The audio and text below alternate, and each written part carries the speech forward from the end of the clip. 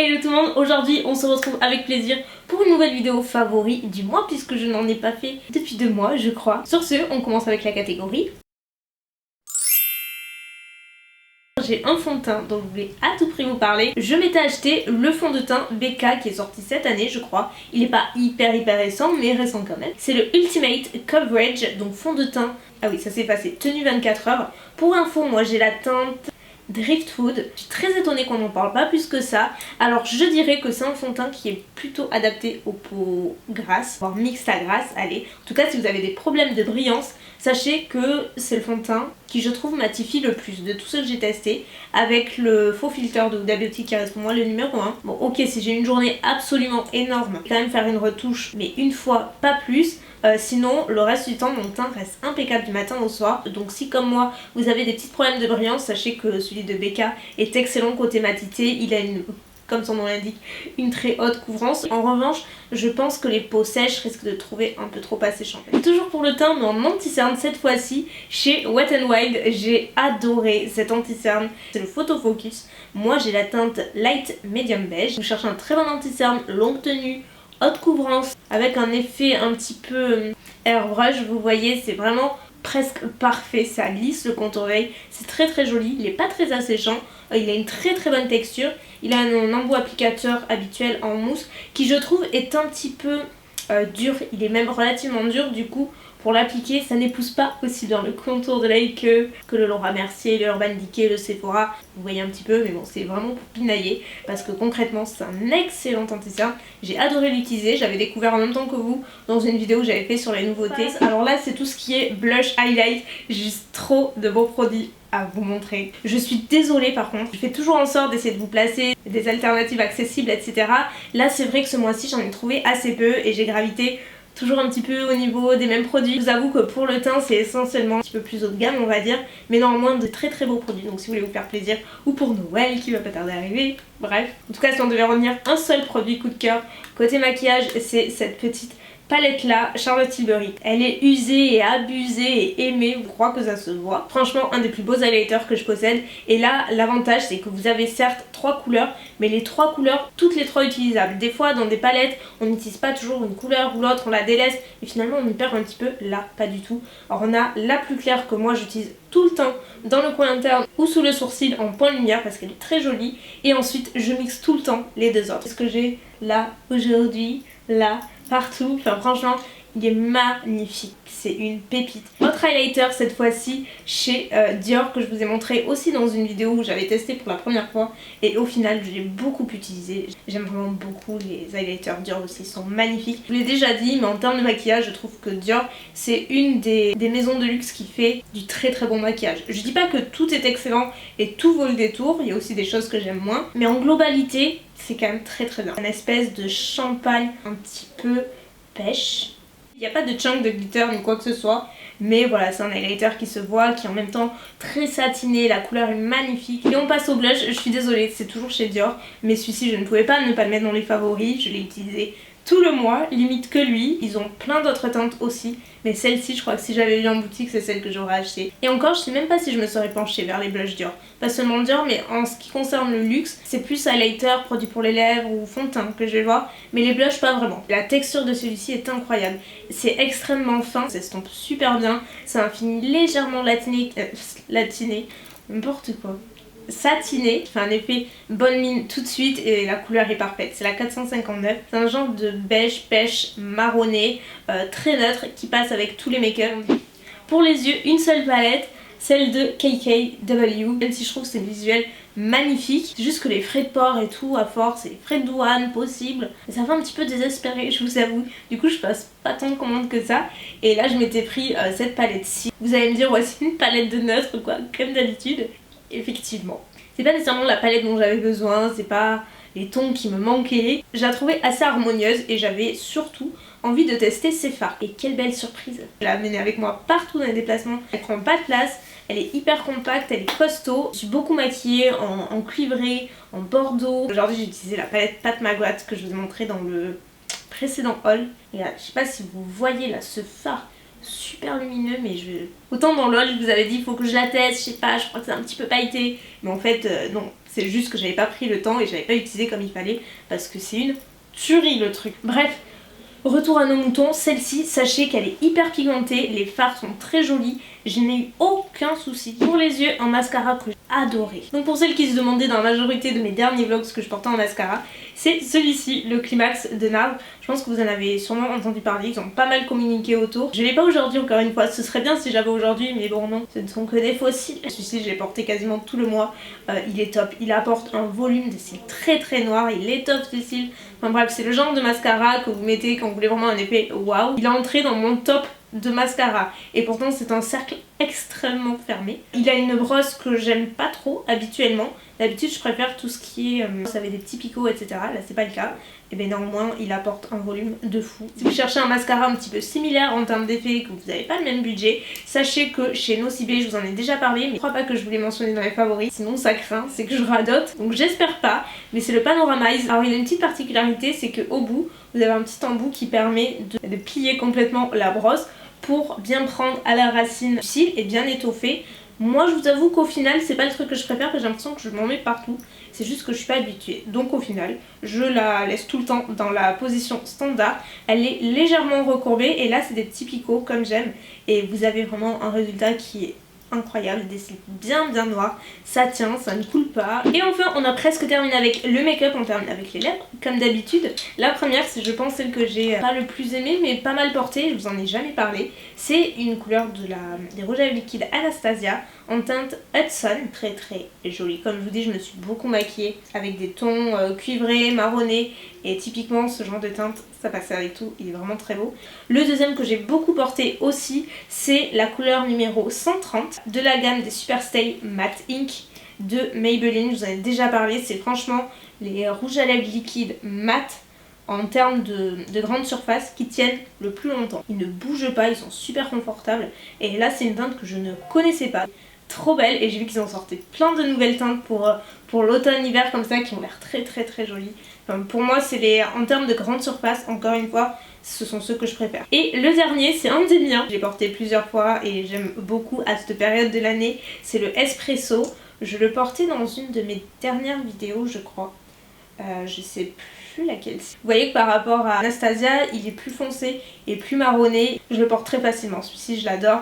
Sachez que faut que je regarde, j'espère, je vous le montre mais j'ai même pas regardé s'il en restait sur le site, je sais qu'il reste quelques teintes de liquid matte. D'ailleurs avec le code ELSA50 si ça vous intéresse, vous avez 50% uniquement sur les liquid matte, il n'y aura aucun autre assort de pinceau, je sais que vous êtes très nombreuses à les attendre. Je l'ai dit sur ma chaîne de vlog que j'avais pas mal de nouveaux produits en termes de soins, du coup je teste pas mal de choses, de belles découvertes, il y en a des beaucoup moins belles dont je vais vous parler bien après. On va commencer avec la partie démaquillante et hydratante à la fois de Miraclar, notamment cette crème de nuit, c'est pas la seule, vous allez voir. En fait Miraclar ils m'ont contacté il y a quelques temps maintenant, ils m'ont envoyé plusieurs produits essentiels en fait à une routine de façon à ce que je les adapte dans la mienne et ça tombait bien parce que j'en avais terminé plein. Très heureuse de cette collaboration parce que ça m'a permis de découvrir un produit mais qui est absolument incroyable. D'abord la crème de nuit parce que ça a été mon véritable coup de cœur parce qu'en fait c'est une crème qui a une action vraiment détox, donc détoxifiante la nuit puisqu'elle va vraiment régénérer la peau durant toute la nuit. Elle apaise, elle nourrit, elle a un film très hydratant mais qui ne laisse pas du tout ce poil très grave. Vous voyez, si vous avez une peau comme la mienne, sachez qu'elle est tout à fait adaptée. Et juste pour vous situer un petit peu le contexte, si vous ne connaissez pas, Miraclar c'est une marque qui est française dont la fabrication est complètement française, la compo est très bonne, vous n'avez pas de parabènes, vous n'avez pas de colorants et la marque en fait a été mise au point et élaborée par une équipe de médecins et de chirurgiens esthétiques pour répondre vraiment à une demande globale sur la beauté pour se constituer une routine. Et en fait chaque produit est vraiment bien spécifique. Quand j'ai des petits boutons, je vous l'ai déjà dit des millions de fois, j'ai une peau sensible qui marque vie donc ça me laisse une petite tache et le fait d'utiliser une crème comme ça, j'ai l'impression de marquer beaucoup moins qu'avant, en tout cas beaucoup moins vite. Le seul truc c'est qu'on voit pas exactement le niveau restant mais en dehors de ça, pour moi ça a été mon coup de cœur. C'est pas le seul. Si vous voulez vous créer une routine, il y a aussi la crème de jour qui elle est à base de collagène et qui a une action un petit peu plus anti-âge, voire même doublement plus anti-âge parce qu'elle va vraiment raffermir la peau, repulper, nourrir bien entendu. Elle a aussi une action anti-pollution. C'est un petit peu la même texture. Néanmoins, je dirais que si vous avez une peau comme la mienne, il faut pas mettre la même dose que la crème de nuit, étonnamment, parce que moi avec celle-ci je brille un petit peu plus facilement. Je sais qu'il y a plein de femmes qui voudraient avoir des retours sur les produits anti-âge, il faudra avoir la vie de mounette, donc la plupart du temps je lui fais tester les trucs à elle aussi, et elle m'a dit qu'elle a adoré elle la crème de jour. Je trouve que ça lui fait une très jolie peau, repulpée, raffermie, elle a vu tout de suite la différence, donc ça peut vous intéresser si vous identifiez aussi à mounette, sachez qu'elle a beaucoup aimé.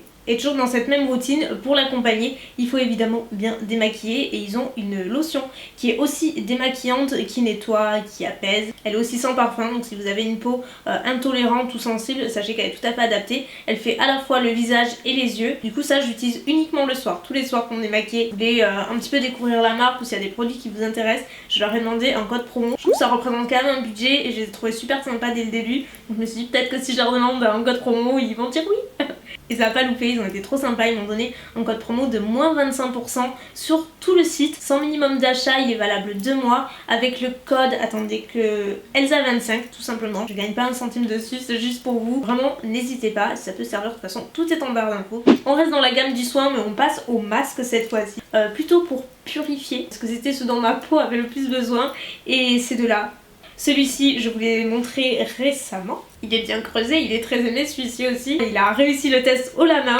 Il est trop bien. C'est une marque australienne qui s'appelle Sand and Sky. Donc c'est à l'argile rose et il va détoxifier, apporter de l'éclat, il resserre les pores. J'ai lu sur pas mal d'articles que si vous avez des problèmes d'imperfection, même acnéique, apparemment il est extrêmement efficace. Et je trouve qu'il permet vraiment de diminuer l'infection. Mais moi c'est juste sur l'éclat du teint, pour matifier, pour resserrer les pores, pour purifier sans assécher, c'est trop dur à dire. Il fait son job tout simplement. Je suis consciente qu'il y a des tas d'autres masques purifiants sur le marché moins chers qui sont tout aussi bien. Sachez que je l'aime beaucoup. Et le deuxième qui est un petit peu dans le même esprit pour purifier. Donc c'est le Clear Improvement au masque au miel et au charbon. Et étant donné que là c'est pas de l'argile, c'est une texture très différente. Donc tout est dans le nom, c'est à base de charbon, de miel qui va permettre vraiment de purifier, de matifier, mais tout en nourrissant aussi la peau. Les deux, très bon combo. Et je vais vous en parler maintenant. Alors c'est pas un flop, mais c'est la marque du produit dont je vais vous parler. En fait cette marque là commercialise aussi le masque dont je vous parlais juste avant pour les lèvres qui crépitent. Je ne peux plus vous le présenter parce que malheureusement il s'est cassé au niveau de la pompe, mais à l'intérieur en fait j'appuyais, jamais de produit. Donc je me suis dit je vais dévisser et en fait c'était carrément cassé à l'intérieur. Mais j'ai eu l'occasion d'utiliser 2 fois et en fait ça fait la même chose pour le visage mais pour les lèvres et c'est trop drôle. C'est vraiment, j'ai adoré. C'est je crois dispo sur fil unique, c'est eux qui m'avaient envoyé ça. Et ils m'avaient envoyé également ce produit là. Donc ce sont des patchs yeux énergisants à la caféine et c'est la marque Hello Joe. Vous en doutez, j'ai pas vraiment aimé. Il y avait un gros potentiel parce que j'adore tester ce genre de produit, j'adore tout ce qui est patch pour le contour des yeux. Sauf que le problème c'est qu'ils sont tellement imbibés de produits.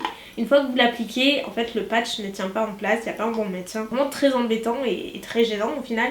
Donc c'est pour cette raison que honnêtement je me vois pas les utiliser parce que ça coule vraiment. Et même en enlevant le produit, le maintien est vraiment pas le même. Autant ceux de Patchology sont excellents, ils ne bougent pas. Notre produit flop malheureusement c'est chez Kiko. Je pensais trouver le dupe parfait d'un produit de luxe que j'adore mais de tout cœur et dont je vous ai jamais parlé parce que je sais même pas pourquoi, de chez Dior qui est vraiment divine, c'est le seul exfoliant que j'utilise pour le visage et quand j'ai vu celui-ci chez Kiko je me suis dit trop bien, je vais trouver le dupe parfait à moindre coût et tout. J'ai essayé et malheureusement pourtant ils disent à tout type de peau mais que j'ai trouvé hyper abrasive.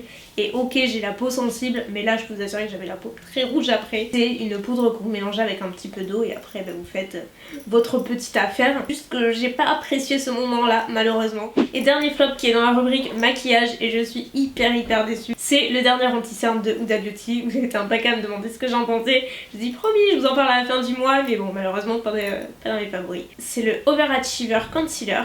Elle a fait une campagne assez importante, vous en avez sûrement entendu parler. Mais quoi qu'il en soit, ce que je lui reproche, c'est déjà son application. Alors je m'attendais pas du tout à ça, c'est un embout, vous savez, comme les contours des yeux, métallisé. Donc certes, ça part d'un bon sentiment parce que ça décongestionne et c'est agréable. Mais pour l'anti-cerne, pour moi, c'est pas suffisamment précis. On en met partout, alors on n'en met pas assez, on délivre pas assez de matière ou alors on en met trop. Je préfère largement avoir un embout mousse en fait, tout simplement.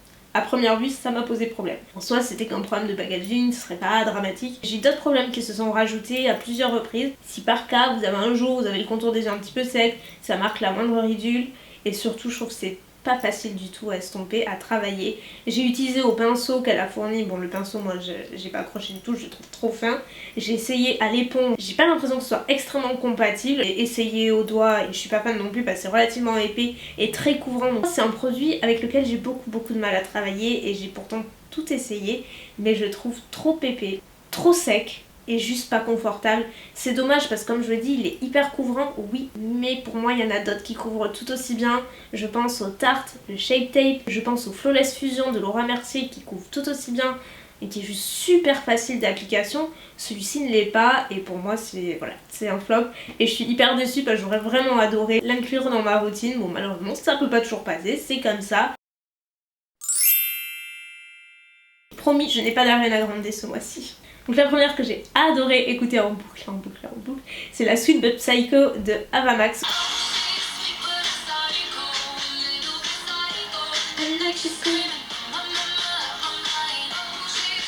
J'adore cette chanson. Je la trouve entraînante en fait. J'aime bien. Et ensuite, je dirais que c'est plus un album en général. Je vais rentrer dans le cliché, mais c'est pas grave. J'ai vu le film A Star Is Born avec Bradley Cooper et Lady Gaga, tout le monde en parlait, donc j'y suis allée. J'ai effectivement beaucoup aimé le film, j'ai trouvé juste Lady Gaga incroyable. Je suis pourtant pas grosse fan de Lady Gaga, j'aime ses musiques mais je suis pas non plus oulala.